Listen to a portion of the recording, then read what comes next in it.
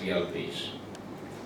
The reason why we should move our trajectory through industrial diversification is precisely because the positive economic growth over the past decades did not translate into sustainable employment opportunities.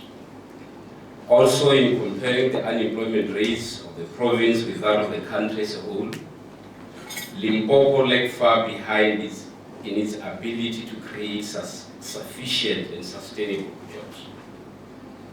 The source of economic growth, which has been investment-led through increased employment of capital stock, and as a result of our province experiences job-poor growth, although there has been a trickle-down effect, its contribution to employment creation and poverty alleviation remains woefully insufficient.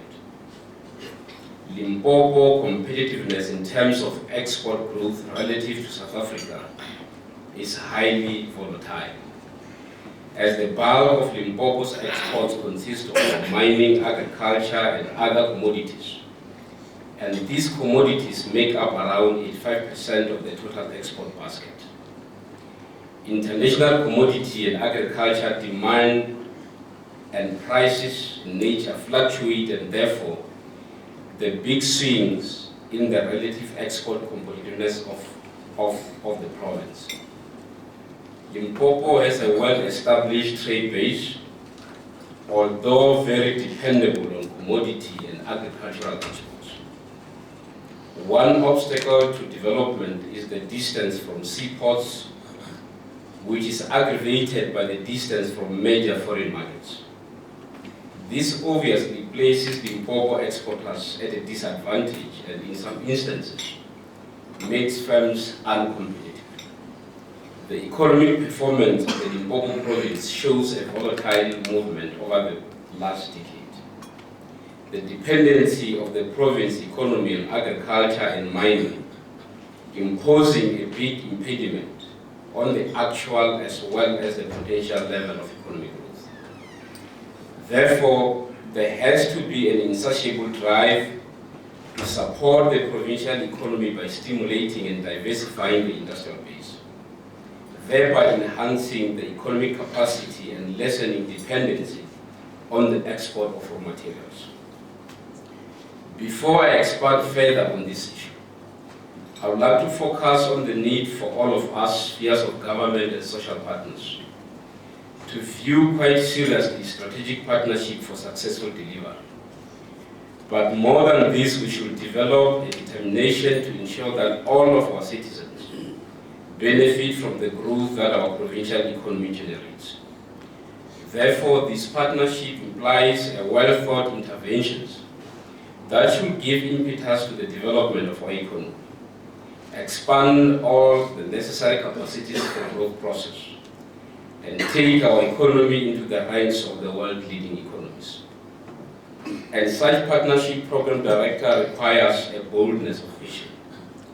Let me focus on a more concrete illustration of what I'm driving at when I talk about a strategic partnership for successful delivery of economic services, which is increasing our provincial share as a percentage of the national GDP through industrial diversification. As the Limpopo Economic Development Agency, we believe that even as we are confronted with economic regions that are still struggling to overcome abject poverty due to lack of productive capabilities to move out of high unemployment and low levels of income and growth, inability of the underdeveloped region to tap into the power of the new economic frontiers, insufficient attention paid to a long-term perspective of building sustainable, successful, competitive and integrated regions in the provincial district, inadequate promotion of broad-based industrialization path that is characterized by greater level of participation of historically disadvantaged people, and marginalized regions in the mainstream of industrial economy, and insufficient efforts to address severe structural imbalances and constraints that impede the economy from developing to full to its full potential. There are encouraging signs that our economy's long-term growth potential is deepening and sustainable. Just to say something quite thinly about economic development and growth from a leader's insider's point of view, and perhaps to use this platform to provide our business community with some insights on how Leda is going to deal with the key economic challenges of the day. Certainly, there are several pathways in dealing with these challenges, and as Leda, we are resolute and circumspect that the programs, which are the strategic focus areas, should be effective and correct. Program number 1, which is special economic zones and industrial development. The special economic zones in the context of regional economic and industrial development are seen as bedrock for increasing our provincial share as a percentage of the national GDP through industrial diversification. The growth nodal points targeted for the special economic zones and industrial development are the Lephalale, looking at coal and petrochemical complex. The Medupi project, plausible Sasol coal to liquid plant and solar energy are key anchor projects to jumpstart downstream energy activities. The Steelport Special Economic Zone, which is our joint economic hub, this is in line with SIP1, which is about the development and integration of railroad and water infrastructure centered around the water bag and the Steelport to unlock coal, platinum, palladium, chrome, and other minerals. The Musina to Africa Strategic Supply Hub Initiative Special Economic Zone is identified as one of the 10 high-impact growth catalytic projects espoused in the Limpopo Employment Growth and Development Plan. The strategic location of Musina makes this special economic zone to be geographically advantageous compared to other industrial development zones, and strategically hubs in Asia, Gulf, and NAFTA region. This is necessitated by the fact that Musina is located in the northern part of the Limpopo, next to the busiest border in the southern Africa, and connected quite easy to N1 and rail corridor. Palagura Special Economic Zone, which features a large deposit of minerals, magnetite, which is key in semi-metal processes, and its strategic linkages to the Maputo Development Corridor. The Polokwane Special Economic Zone, which is the freight and logistic corridor, planned to bolster the province's industrial and agricultural development and export capacity. It will also improve the movement of goods linked to special economic zones mentioned above through Mutashi, Polokwane, Gauteng Logistic Industrial Corridor. The second program is around property and infrastructure development. Residential and commercial and industrial properties have a fundamental role to play in development of the provincial economy. Infrastructure investments, including water, energy, transport, and ICT as input sectors, play a catalytic role in ramping up the level of development across the province, particularly in the nodal economic development points. The province needs infrastructure to unlock economic opportunities and expand investment and jobs in the economy. But we also need to address the spatial imbalances and apartheid patterns of development by ensuring that rural areas are brought into the economic mainstream and that balanced economic development takes place.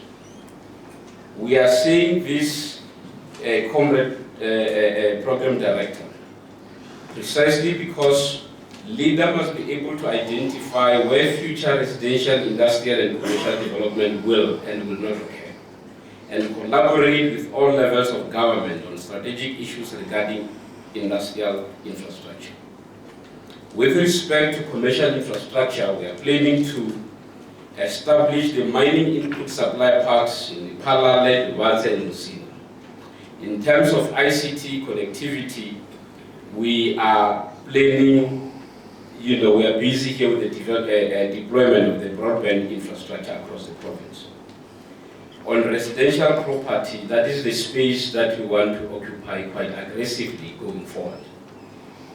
With respect to growth sectors, international best practice has shown that without enhancing the role of industry, ramping our provincial share as a percentage of the national GDP through industrial diversification will not be achieved.